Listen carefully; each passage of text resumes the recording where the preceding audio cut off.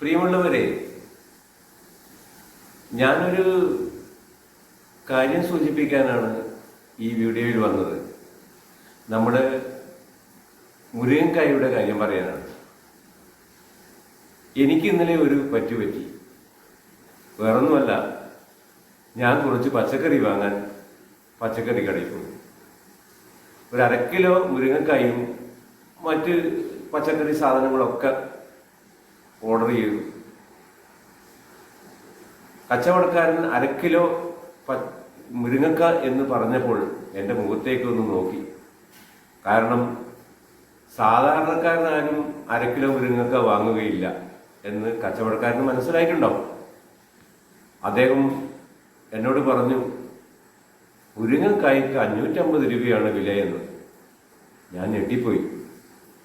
ഞാൻ പച്ചക്കറി സാധനങ്ങൾ വാങ്ങി മുരിങ്ങക്കായെ ഒഴിവാക്കുകയും ചെയ്തു. കാരണം ഞാൻ അത്രക്ക് പൈസ കയ്യിൽ കരുതിയിട്ടുണ്ടായിരുന്നില്ല. സ്വർണത്തിന് വില കയറുന്നത് പോലെയാണ് ഇപ്പോൾ മുരിങ്ങക്കായ്ക്ക് വില കയറുന്നത്. അതുകൊണ്ട് മുരിങ്ങക്കായ വാങ്ങാൻ പോകുന്നവർ ഒന്ന് ശ്രദ്ധിക്കണം, ഇല്ലെങ്കിൽ കീശ കാലിയായി പോകും. കച്ചവടക്കാരെ പറഞ്ഞിട്ട് കാര്യമില്ല.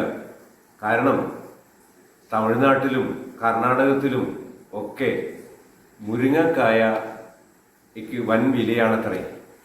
ഇനി ചൂട് സീസൺ നവംബർ, ഡിസംബർ, ജനുവരി മാസത്തോടു കൂടി മാത്രമേ മുരിങ്ങക്കായ്ക്ക് വില കുറയുള്ളെന്നാണ് മനസ്സിലാക്കാൻ കഴിഞ്ഞത്.